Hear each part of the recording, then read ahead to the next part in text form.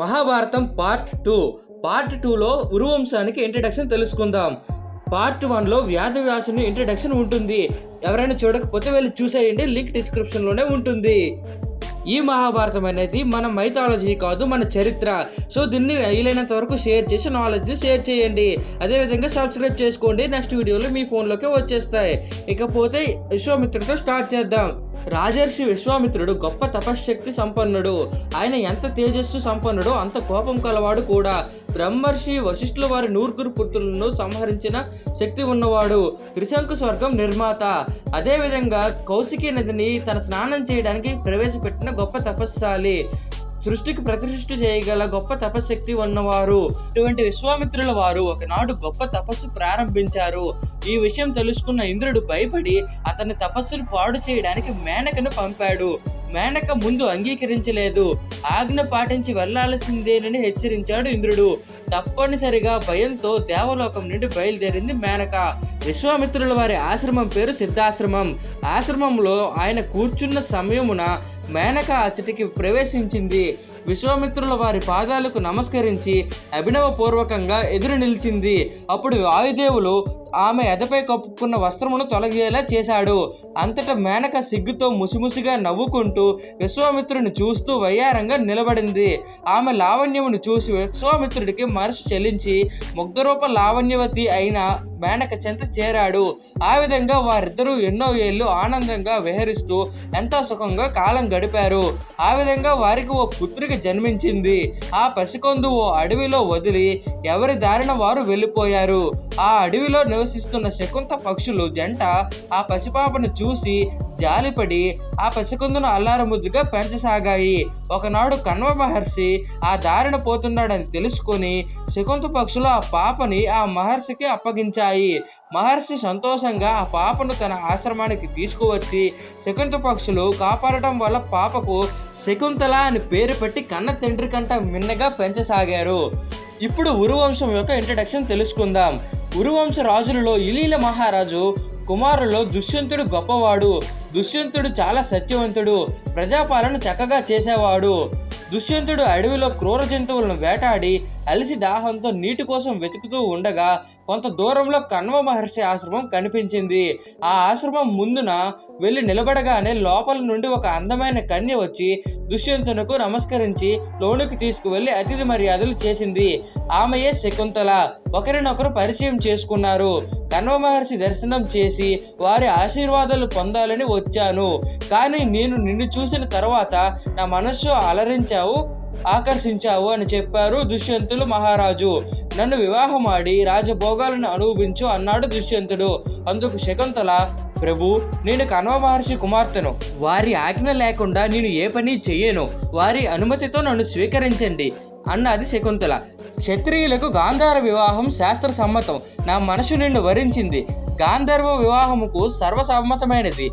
ఎవరిని అడగాల్సిన అవసరం లేదు అన్నాడు దుష్యంతుడు. అయితే ఒక నిబంధన ఉంది అని శకుంతల అనగా, ఏమిటది అని అన్నాడు దుష్యంతుడు. నాకు జన్మించిన పుత్రునికే రాజ్యాధికారం కావాలి. అందుకు అంగీకరిస్తే నాకు అభ్యంతరం లేదు అన్నది శకుంతల. అందుకు దుష్యంతుడు చిరునవ్వుతో అంగీకరించి ఆమెను గాంధర్వంగా వివాహమాడి కొంతసేపు ఏకాంతంలో గడిపి, ప్రాణసఖి, నేను రాజధానికి వెళ్ళగానే చతురంగ బలగాలను పంపి నిన్ను రాజధానికి రప్పిస్తాను. నీ తండ్రి గారికి ఈ విషయం తెలియజేసి ప్రయాణముకు సిద్ధంగా ఉండు అని దుష్యంతుడు బయలుదేరాడు. తరువాత కణ్వ మహర్షి ఆశ్రమానికి రాగానే జరిగిన విషయమంతా వివరించింది శకుంతల. అప్పుడు కణ్వ మహర్షి, అమ్మ, ధర్మబద్ధమైన గాంధర్వ వివాహము సమ్మతమే. ఆ మహారాజును వివాహం ఆడవచ్చు అని చెప్పాడు. కొంతకాలానికి శకుంతల ఒక పుత్రుని కన్నది. ఆ బాలుడు మంచిగా పెరిగి పెద్దయి కొన్ని క్రూరమృగాల్ని సంహరిస్తూ కొన్నిటిని ఆదరిస్తూ మునులకు ఆనందం కలిగిస్తూ దమనకాండ సాగించే ఆ బాలుడు ఆశ్రమవాసులందరూ సర్వదమనుడు అని పిలిచేవారు. కణ్వ మహర్షి ఆ బాలునికి శాస్త్ర అస్త్ర విద్యలతో పాటు శాస్త్రజ్ఞం కూడా బోధించారు. ఈ విధంగా 18 సంవత్సరాలు గడిచాయి.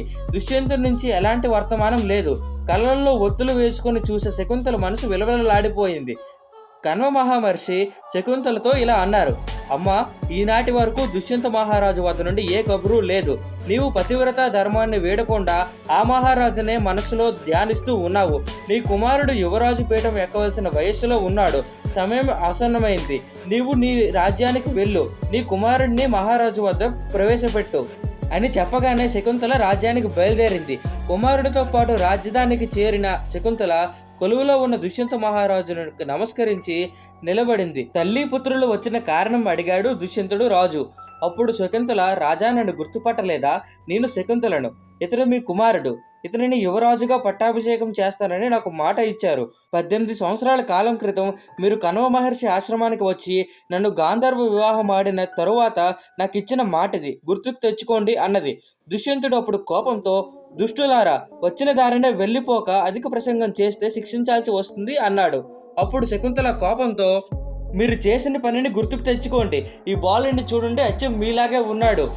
మీరు చేసిన పనిని గుర్తుకు తెచ్చుకోండి, లేకపోతే అసత్యవాదిని లోకనింద కాయాల్సి వస్తుంది అని కుమారుడిని చేయి పట్టుకొని సభ నుండి వెనుదిరిగింది శకుంతల.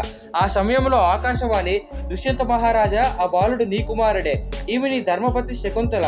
వీళ్ళని స్వీకరించి నీకు మేలు కలుగుతుందని చెప్పగానే దుష్యంతుడు, సభాపతులారా, 3 దేవతల సాక్షిగా శకుంతల నా అర్ధాంగి, ఆ బాలుడు నా కుమారుడు అని శకుంతలని కుమారుడిని తీసుకుని అంతఃపురానికి వెళ్ళాడు దుష్యంతుడు. తరువాత శకుంతల దుష్యంతులు ఒక మంచి ముహూర్తంలో వేద పండితుల సమక్షంలో వారి కుమారునికి భరతుడు అని నామకరణం చేసి యువరాజుగా పట్టాభిషేకం చేసి రాజ్యభారాన్ని అతనికి అప్పగించారు. భరతుడు తమ ప్రజలను సొంత బిడ్డల్లా చూసుకుంటున్నాడు. ఈ విధంగా ఉరు వంశానికి చెందిన భరతుడు అందరికీ సుపరిచితుడు. ఇది ఈ వీడియో. నెక్స్ట్ వీడియోలో దేవయాని ఎవరు, యయాతి మహారాజు ఎవరు, ఆయన ఏ వంశానికి చెందినవాడు, రాక్షసుల గురువైన శుక్రాచార్యుడికి ఈ కురువంశానికి సంబంధం ఏంటి, అలాగే ఉరువంశం పురువంశం ఎలా అయిందని తెలుసుకోవడానికి స్టే ట్యూన్ అయి ఉండండి. Thank you for watching. Like and share చేసేయండి, సబ్స్క్రైబ్ కూడా చేసేయండి. నెక్స్ట్ వీడియో కోసం నేను వెయిట్ చేస్తున్నా, మీరు వెయిట్ చేసేయండి. Thank you.